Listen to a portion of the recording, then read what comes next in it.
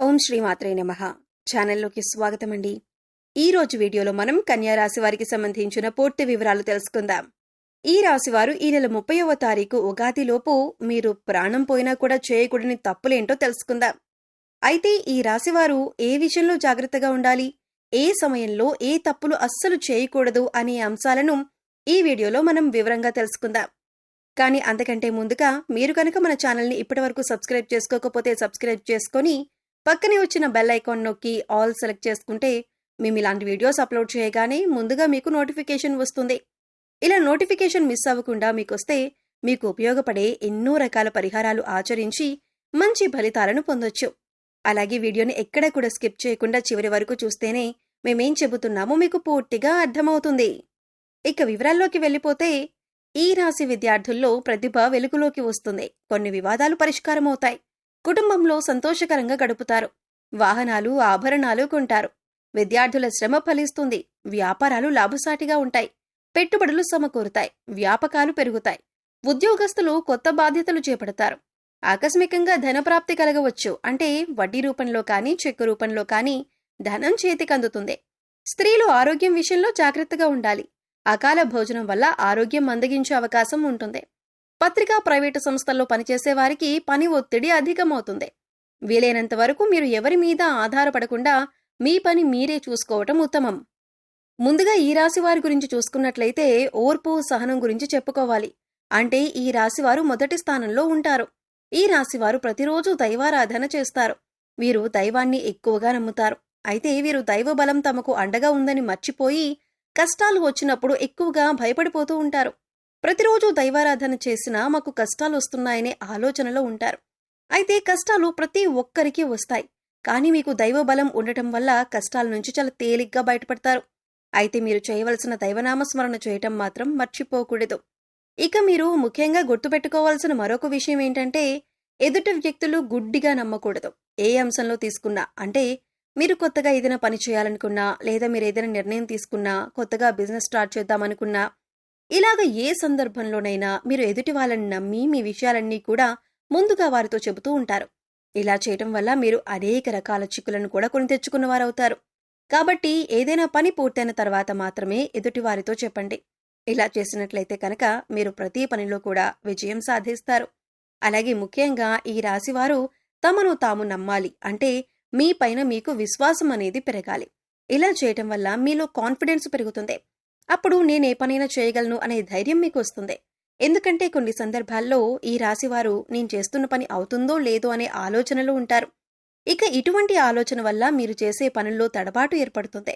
తప్పులు చేసేందుకు ఎక్కువ అవకాశాలు ఉంటాయి. అందుకోసం ఇటువంటి ఆలోచన మీకు అవసరం లేదు. ఎందుకంటే మీరు దైవారాధన చేస్తారు. దైవబలం మీకు అండగా ఉంటుంది. కాబట్టి మీపై మీరు నమ్మకాన్ని పెంచుకోండి. ఈ రాశివారికి ప్రస్తుతం అనుకూలమైన రోజులుగా చెప్పుకోవచ్చు.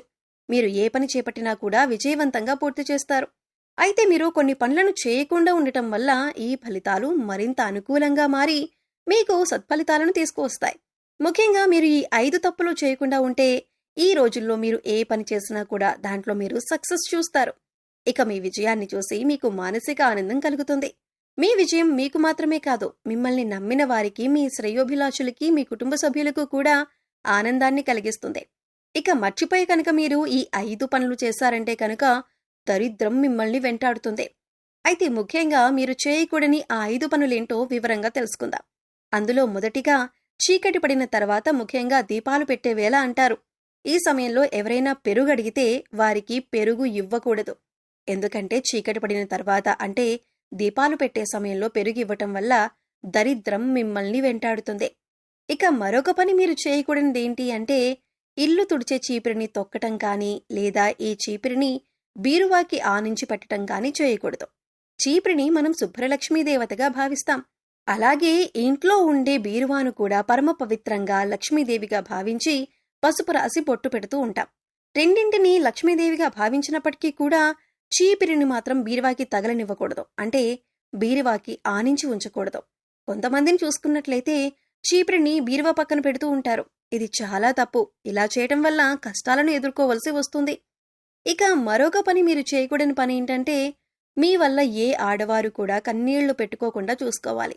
అది మీకు తెలిసిన వారైనా, కుటుంబ సభ్యులైనా, లేదా ఇతర ఏ స్త్రీలైనా సరే మీ వల్ల స్త్రీలు కంటతడి పెట్టకుండా చూసుకోవాలి. మీ వల్ల స్త్రీలు ఏడ్చినా బాధపడినా మీరు కష్టాలు కొని తెచ్చుకున్నవారవుతారు. ఇక ఇంట్లో కానీ లేదా మీ పరిసర ప్రాంతాల్లో కానీ నల్లచీమలు కనిపించటం అనేది శుభసూచకం.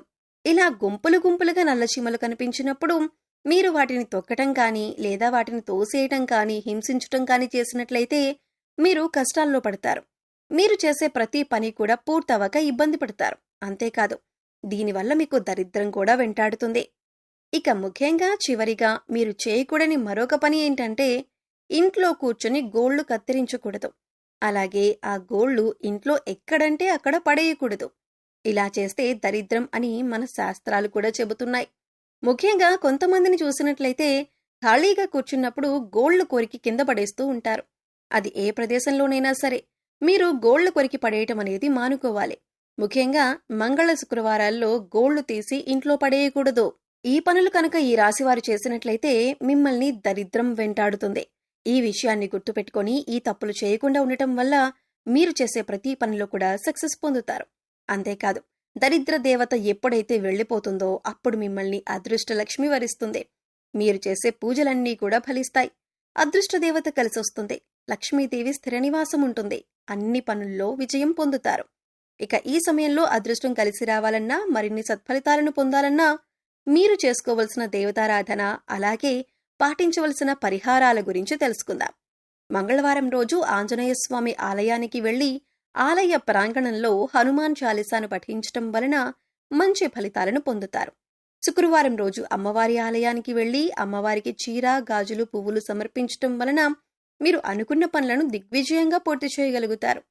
శనివారం రోజు వెంకటేశ్వర స్వామి ఆలయానికి వెళ్లి స్వామివారికి తులసిమాలను సమర్పించి తులసీ దళాలు వేసి నైవేద్యాన్ని సమర్పించటం వలన అనుకూలమైన ఫలితాలను పొందుతారు. గురువారం రోజు సాయిబాబా ఆలయంలో శనగలను ప్రసాదంగా పంచిపెట్టడం వలన గురుగ్రహం యొక్క అనుకూలతను పొందుతారు. తెల్ల జిల్లేడు వేర్లతో చేసిన శ్వేతార్క గణపతిని పూజించటం వలన మంచి ఫలితాలను పొందుతారు. తెల్లటి వస్త్రంలో బియ్యం, పసుపు రంగు వస్త్రంలో శనగపప్పు, నీలం రంగు వస్త్రంలో తెల్లటి కాగితంపై మీ మనసులో ఉన్న కోరిక రాయాలి. ఈ మూడింటిని కలిపి తెల్ల జిల్లేడు చెట్టుకి ముడుపుగా కట్టటం వలన మీ కోరిక నెరవేరుతుంది. నవగ్రహాలను పూజించి వాటికి అభిషేకం చేయటం వలన మంచి ఫలితాలను పొందుతారు. ఇలా వీలు కానట్లయితే మహాశివునికి అభిషేకం చేసి ధాన్యాన్ని గోవులకు పెట్టడం వలన మంచి ఫలితాలను పొందుతారు. అనుకున్న కోరికలన్నీ నెరవేరుతాయి.